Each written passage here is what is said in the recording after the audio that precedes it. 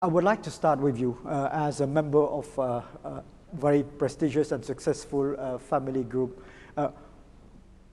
Innovation and entrepreneurship is really at the core of your family DNA, I'm sure. How does it work in terms of nurturing the next generation talent to sustain this innovativeness and entrepreneurship? Well, I think innovation is a huge term and not only needed in family businesses, but every company. Innovation, just in a simple terms, kind of means doing something differently. And when we were talking with Annie just now, we talked about innovating at the periphery. So I think what's useful in terms of coming in, at least for me personally, the way I came into the family business was from starting my own business first. And that process of starting that, no matter how small, and bringing that into the fold enabled a kind of different way of doing. So a satellite model of how things, and a startup mentality, so that friction and that healthy tension between the established way of doing things creates the possibility of new discussions.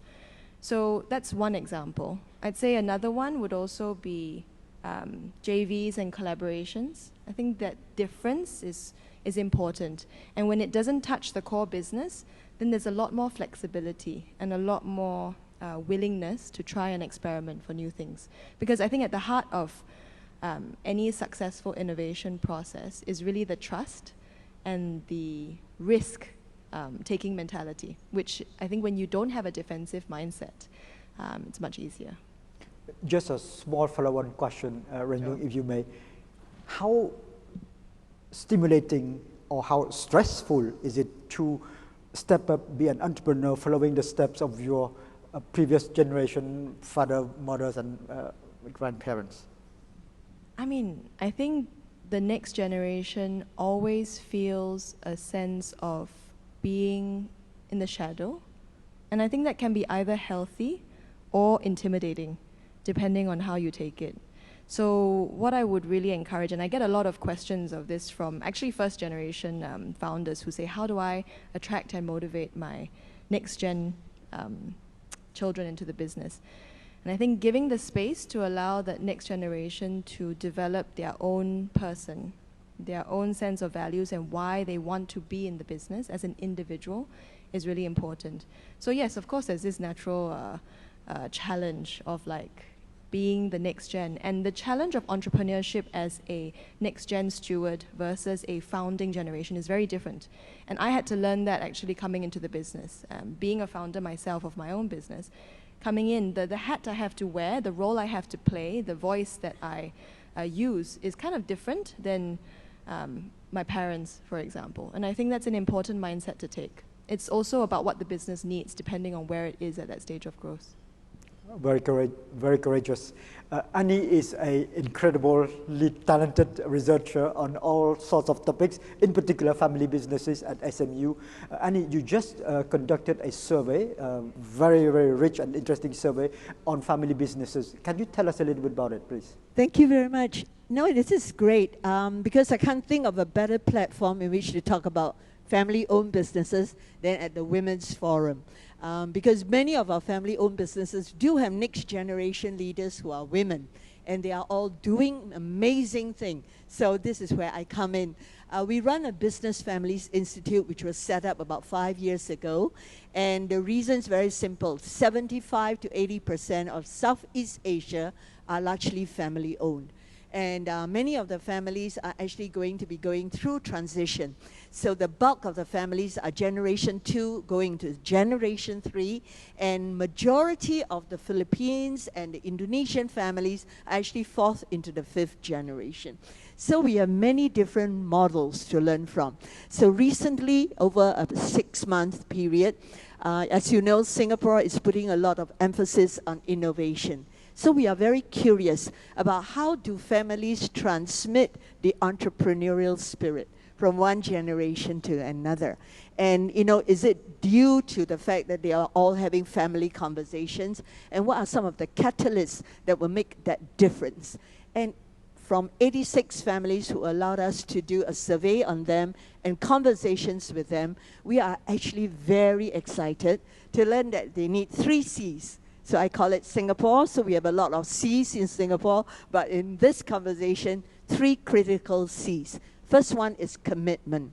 I think the commitment of the family is critical. That means the commitment to try new things, the commitment to be innovative, the commitment to let the family members think outside of the box. So I think for Ren Yong, she said she innovate from the edge through a satellite model, giving a chance to prove that she can be entrepreneurial, doing something that meets her passion.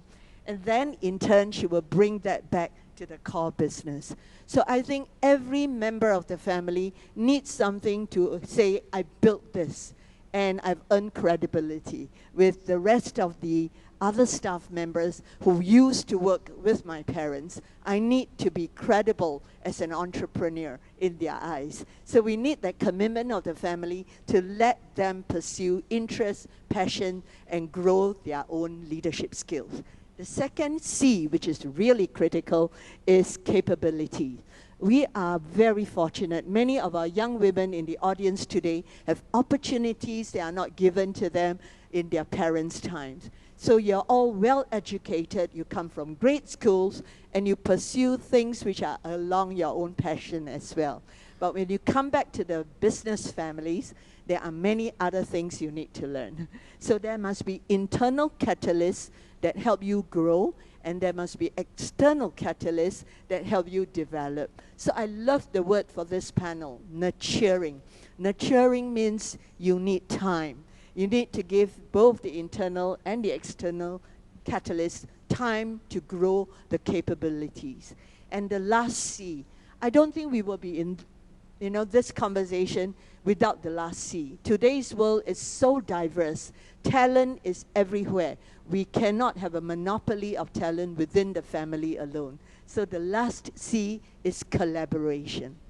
I think we have a great opportunity right now for many members of the family and non-family members to collaborate together. So I do advise board agenda. And I know there are many wonderful women who have fantastic skills who would serve as great board members. But why do you want to only be on boards of listed companies? Why are you not also coaching, advising, and helping privately held family firms? Because they definitely look towards a broader range of talent to coach their next generation, whether it be in business, in families, or in career pathways. So to me, innovation really sparks when we have all the 3 C's aligned.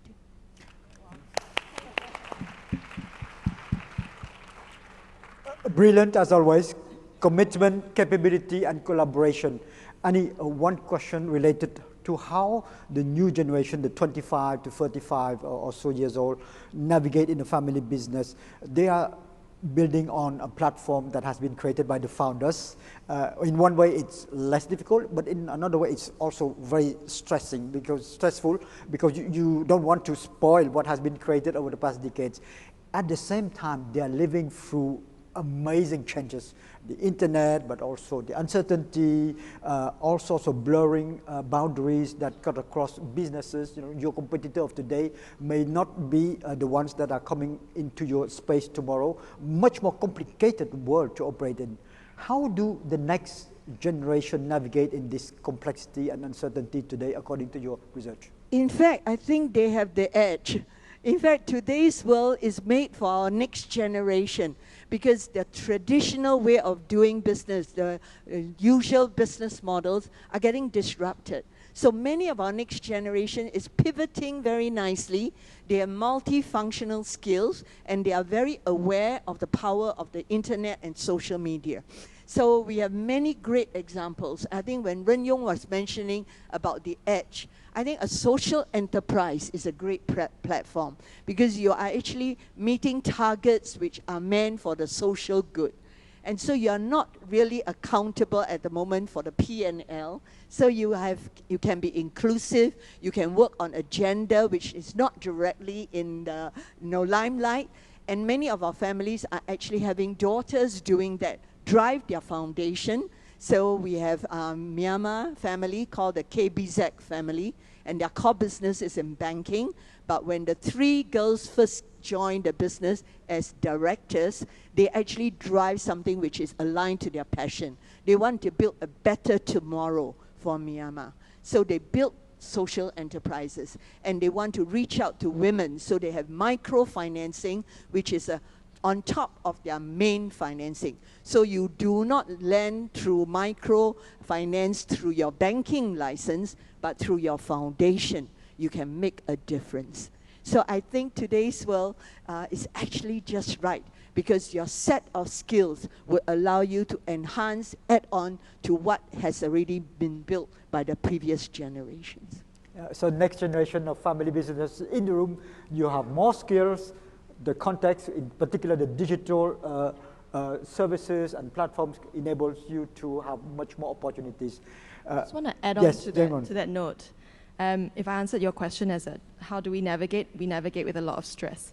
But in terms of what you mentioned about the next generation and where to put ourselves in the business, I think the edge is important, but I would also really encourage a lot of next-gen leaders, especially if you're a female, to really intimately know the core operations of the business. So I started in operations on the front line, and I think that actually earned me a lot of credibility. And I think it's important that while nurturing that passion, for example, on the foundation side, knowing how the nuts and bolts of the business works will go a very long way, as well as being intimately involved in the 3 pillars of IT, finance, and HR. I think it's really important that, especially if you are female, to at least gain a thorough understanding of it, if not expertise in it. Ranjung, let me ask a very practical question. You have great education background, of course. You started as an entrepreneur before joining your family business, so you did not jump right away to the family business. And you have to work a lot in order to understand the core of the operations, as you said, and also, I guess, to build your own credibility. Ranjung, not only the first name, not only the family name. How does it work practically? For example, how many hours do you work? How much pressure do you have to produce results? How much do you have to represent the company inside and outside to really still show that the next generation deserves to be around? Well, I think credibility can be earned on many realms, and I think any leader actually needs credibility. We definitely are a merit-based organization. There is no sense that just as a family member, you will earn a position. And I think, grateful that we don't actually have that many family members in the business. So I believe that credibility is earned on a person-to-person basis. I think how I treat other people, how I function with them is actually one of the most important ways of being credible. One of the greatest, I think, compliments I received was when someone who was working with us as an external consultant said, you know, one of the greatest achievements that you can have is if someone does not treat you like a family member. And I think that is where I see myself and how I enter the business. In fact, how do you refer to KP at work? KP. Right, so that's that professional name and the respect that comes with him being the founder and the CEO. Yeah, and so I think in many ways, you know, that's the uniqueness about having a business and a family coming together.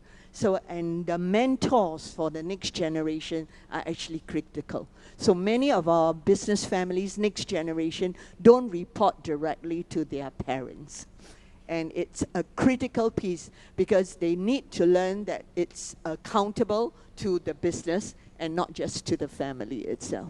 And I really like it that, you know, Renyo mentioned the 3 important toolkit, IT, HR, and finance. It looks like back office skills. Oh, but you'll be amazed if you know how to run the operations of the business and you have the access to the capital holder and the talent piece, you actually become the backbone of the business. And I'm actually seeing so many wonderful examples.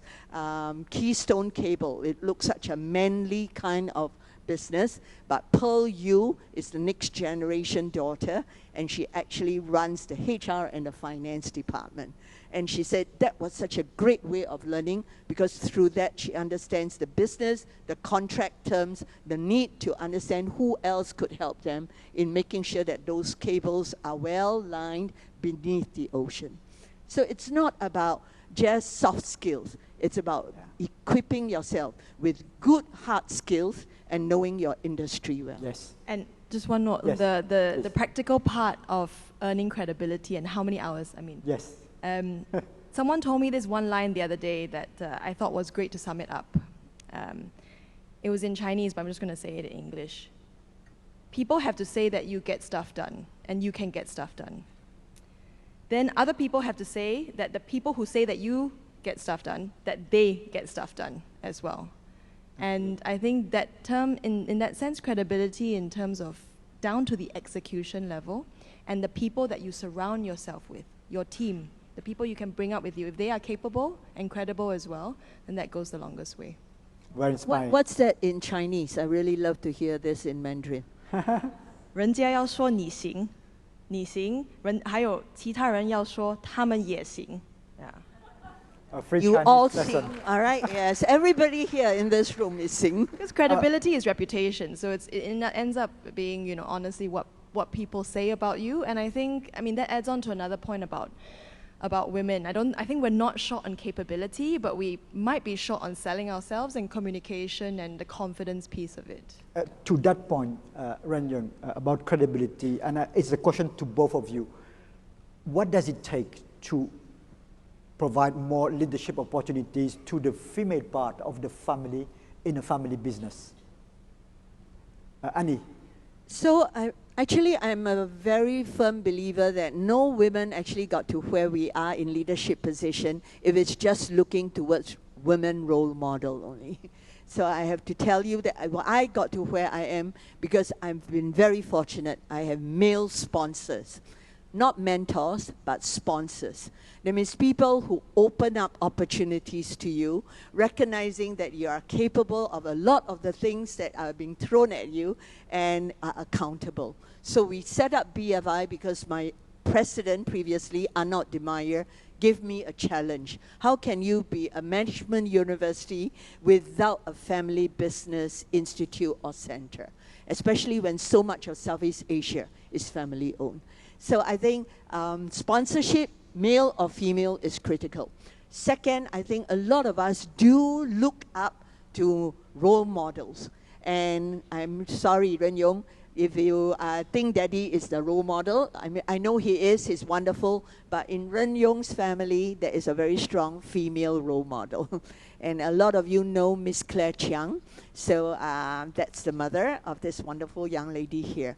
So I think the woman role model is also very critical, not necessarily doing the business, but in being the chief emotional officer, CEO as well. All right? I know, you all agree. Ren Yung, a few words on that topic. How to better prepare the female part of the family to leadership position in a family business, if that is ever, if that is at all relevant.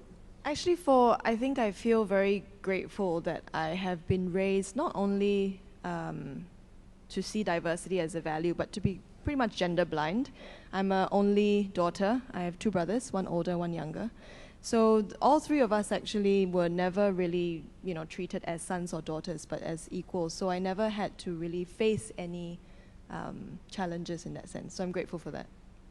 Thank you very much, Annie and Ren Yung. We have to wrap up the conversation. It has been an honor to talk to you and to share perspective to the audience. I hope you have learned a few practical tips from Ren Yung and from Annie. Thank you so much. Thank you. Thank you very much.